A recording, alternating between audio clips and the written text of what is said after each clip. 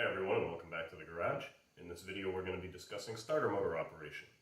So the starter motor, this little device right here, in combination or with the assistance of our lead acid battery that we learned about in a previous video, is what makes it possible for us to start our engine using just the turn of a key or the push of a button, rather than getting out and having to put a hand crank in the front of the car and doing it manually. So, just as a historical reference, the 1912 Cadillac was the first car model to come with an electric starter as standard equipment. And what all starters have in common, or all electric starters since then have in common, is they all rely on what's known as the motor principle, which relies on magnetism.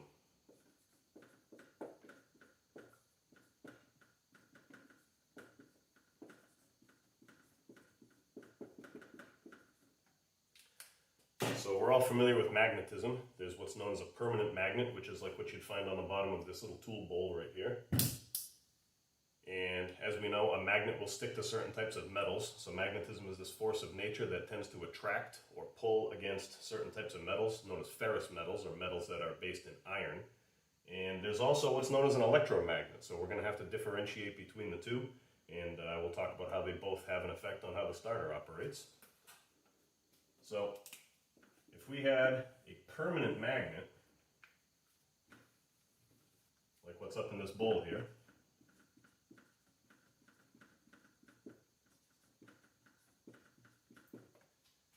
the atoms that make this magnet up would be arranged in such a way that all the electrons at one end are moving a certain way, and all the electrons at the other end are moving a certain way. And that creates an invisible field or an invisible force around it. And that force exists in these little lines that go from one end of the magnet to the other. So these lines are known as flux lines, or lines of flux. And that's what makes up a magnetic field.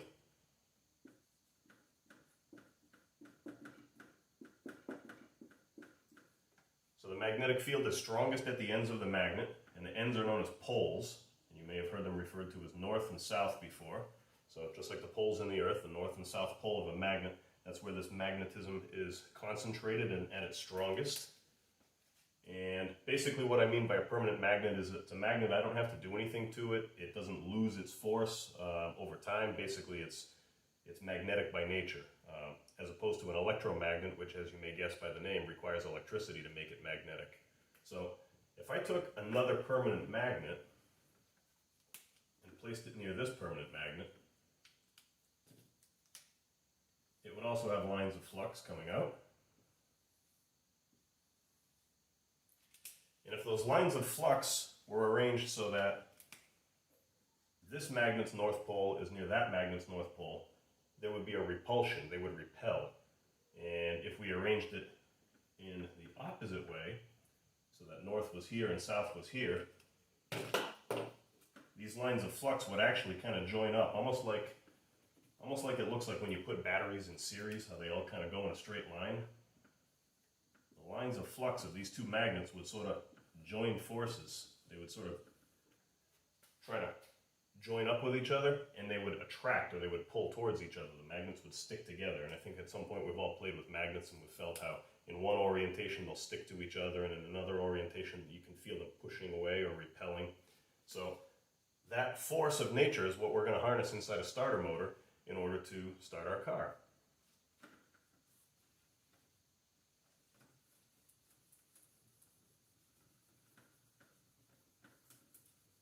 Okay, so far we covered our magnetic field, covered our lines of flux. We've mentioned that opposite poles attract.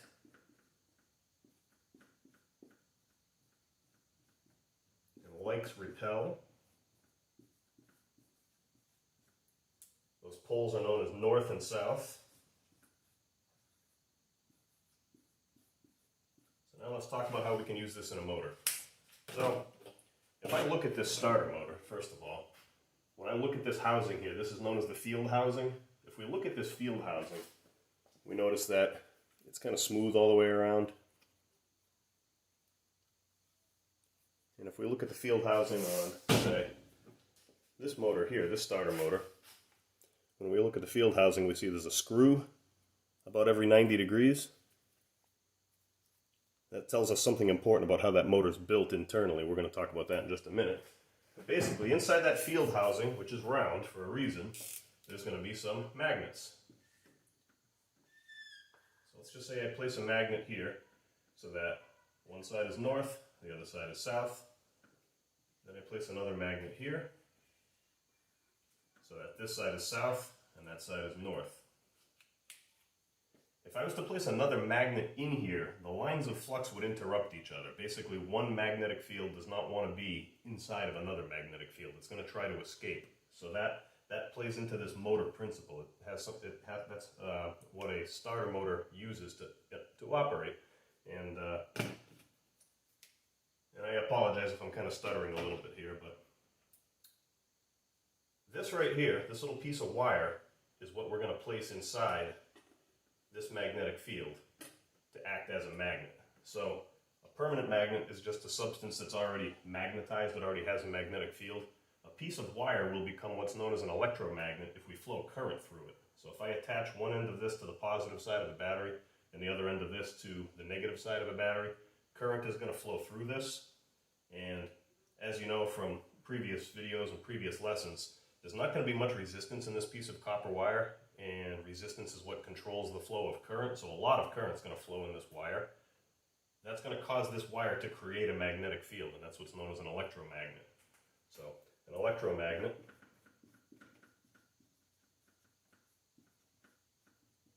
basically is only magnetic when current flows through it.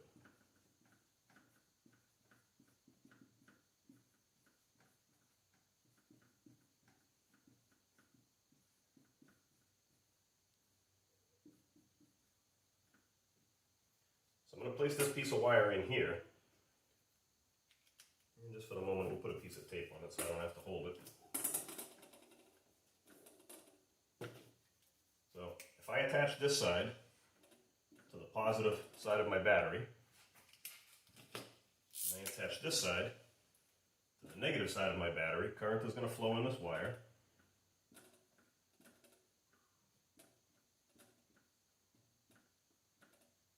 I'm using the conventional theory of flow here from positive to negative. As we know, in reality, it's actually electrons flowing from negative to positive. But at any rate, this wire is going to create a magnetic field.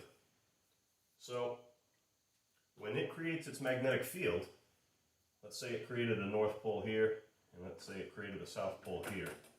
What we would have done, and actually I would have to reverse my polarity here, because in reality, the north is going to form around the negative side, and the south is going to form around the positive side, but bear with me here. This north and this north are going to repel. This south and this south are going to repel.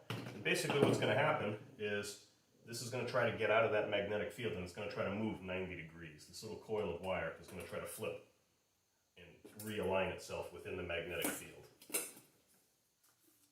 So that little motion would be kind of like this. Now a quarter turn isn't all that useful, so we have to kind of do something to basically keep this thing in motion. We're going to kind of trick these magnetic fields to want to stay moving.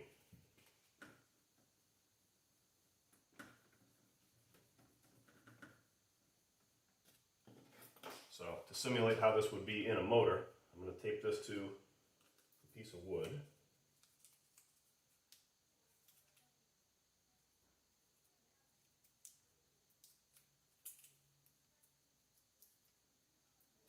So this wood symbolizes the shaft inside a motor, and what we've now built is a really primitive thing called an armature. An armature is basically something that spins or moves in relation to magnetism.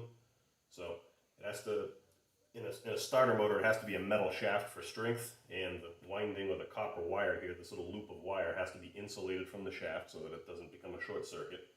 We're going to place this inside the motor, and we're going to put a little fixed contact right here and another one right here that can brush up against the ends of this copper wire, but not actually make a permanent connection. If we hardwired, like soldered on wires to this, obviously if this thing spins, they're going to wind up in there and snap off. So inside the starter motor, there's going to be a little piece of conductive material. It's usually either carbon or copper. It's going to be known as a brush.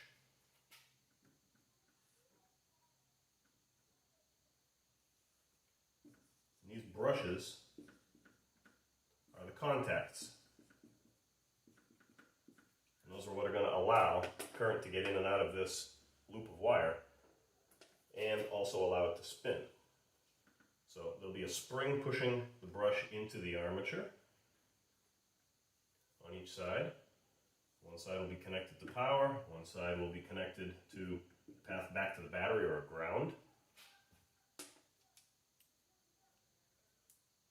And now something interesting has happened. One, we've got a way to get our current in and out of our loop of wire or in and out of our armature.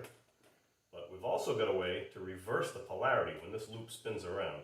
Now if you imagine just for a second, if I had hardwired this, if I had actually a wire leading from this right to negative and another wire leading to positive, this would spin about 90 degrees. If the wire was still connected, it would spin another 90 degrees and then it would stop. Because basically, my north would be attracted to south, my south would be attracted to north, and it would just stop. That would be it.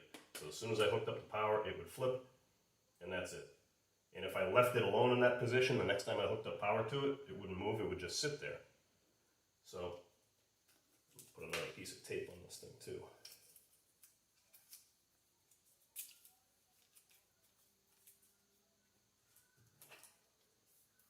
By having the ends of the loop of the wire attached in one spot on the shaft, and having them make contact with these brushes that stay in one place inside the starter housing, when it first gets connected, positive is connected to this side, current flows through the loop, goes to ground through the other brush. This spins. Once it spins 90 degrees, it breaks its contact. Momentum can carry it over. When it gets over here, this side that used to be connected to negative over here is now connected to positive over here. So once again, this half makes a south pole, it repels. Now this half makes a south pole, it repels. And basically we've managed to trick this thing into continuing to spin because of these brushes and these little contacts on the shaft, which are known as a commutator. It's kind of a funny word. So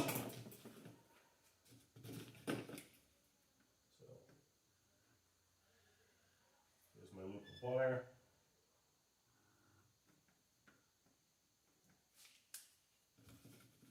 This will be the shaft through the middle of it.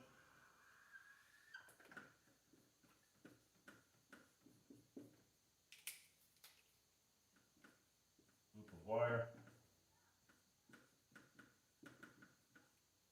Also known as a winding. Then we have brushes down here.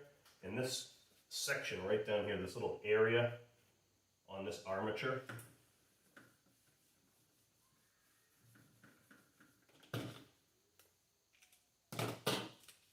this section right here, that little spot, that's our commutator. And the commutator is kind of important. Basically, it's reversing the polarity every time this armature spins in order to keep it spinning.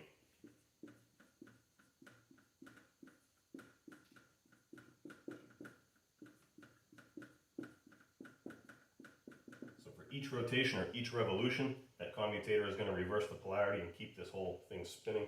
And again, this whole thing here, the loop of wire and the shaft and the commutator all together, is known as an armature. And that's what's going on inside a starter motor. Now obviously it needs to be a little more complicated than that. One loop of wire wouldn't make for a very powerful armature, it wouldn't make a very strong magnetic field. And kind of like a one-cylinder engine would only give you intermittent power pulses, and it would kind of make for a less smooth running engine. A single loop of wire wouldn't make for a very smooth running motor. So we're going to add more loops of wire. So if I take another loop of wire here,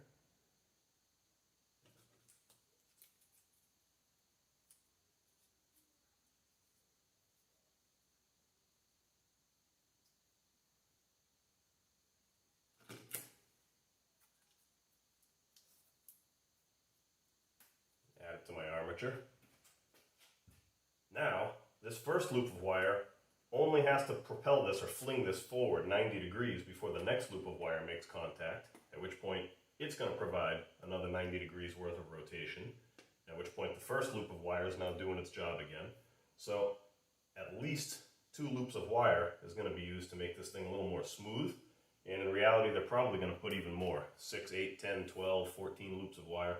Multiple loops will give you a smoother output and give you more torque, just like having more cylinders in an engine will give you more torque and a smoother running engine. So this is our primitive little armature here. So I'll give you a close-up on our commutator. It's not very even, but you'll get the idea. So you can see the little copper segments.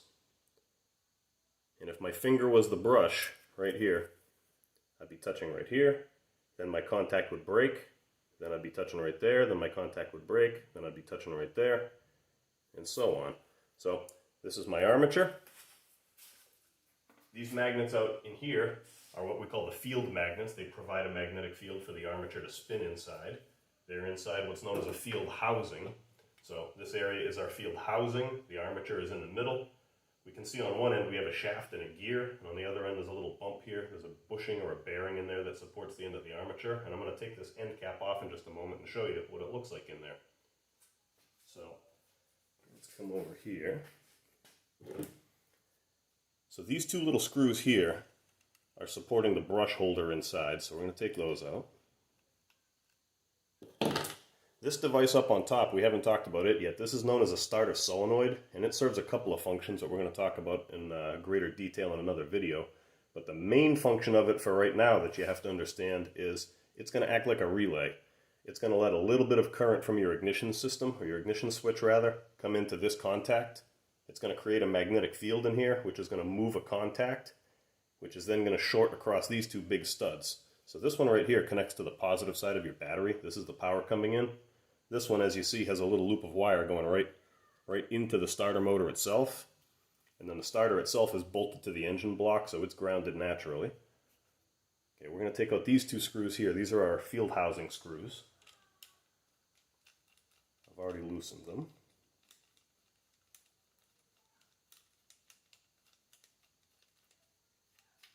Okay, and these are long screws because they pass all the way through that housing, all the way through that field housing, into the nose here, into this drive end housing. We call it the drive end because that's where the drive gear is. So take the next one out.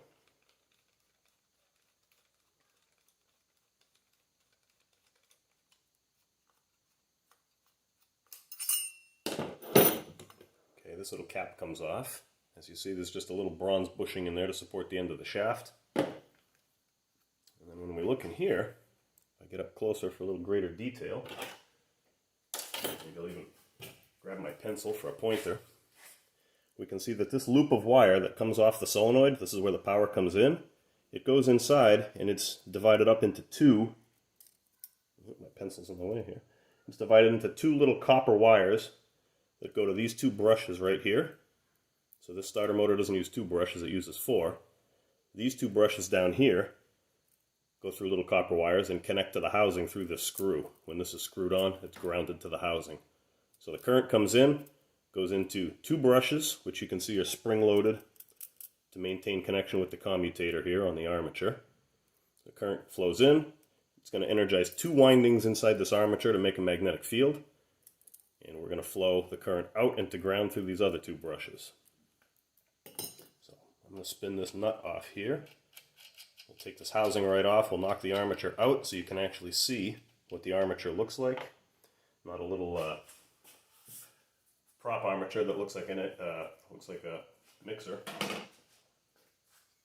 So pull this wire off here.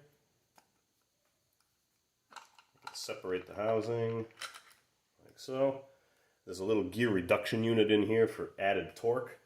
So when we look in the front, you can see the armature in the middle. You can see the little drive gear on it. All these little loops of wire, you can see they're kind of like a purplish color. They're copper and they're coated with some sort of lacquer or enamel or something to insulate them and protect them. And if we pull this armature out, we can see the brushes go flying. This is the armature. So all these little copper segments down here are what we call the commutator. This is where the loops of wire make their contact with the brushes, and that's where the current flows in and out. And that's where kind of the magic of a starter motor happens. This is where the polarity gets reversed every time it revolves. so that these loops always are repelling the magnets inside the housing, no matter what. So maybe you can get a little better view of the brushes inside there now. And on this side, see how close I can get in there. You can see the 6 permanent magnets that are in here. So 1, 2, 3, 4, 5, 6. And these provide the field. So these are our field magnets. On the older starter motors, rather than using permanent magnets for field magnets, they used field coils or windings. So basically loops of wire wound up. They were electromagnets. You didn't really start to see permanent magnet starters until about the 1980s or so. They didn't have the technology yet to make really strong, really reliable permanent magnets until that time. So when you look at some of these older starter motors, you can see that big screw right there in the case, and right there again, and right there. This doesn't have permanent magnets in it. This has big coils, big electromagnet coils or field coils. So one more thing on this before we move on. These permanent magnets are made out of some kind of ceramic. And as you know, ceramic can be kind of delicate, so for that reason you should never ever strike a starter motor with a hammer or drop it. You got to kind of treat them with some respect because you can shatter these magnets, and once you do so, this motor's junk. So got to keep those magnets in good shape.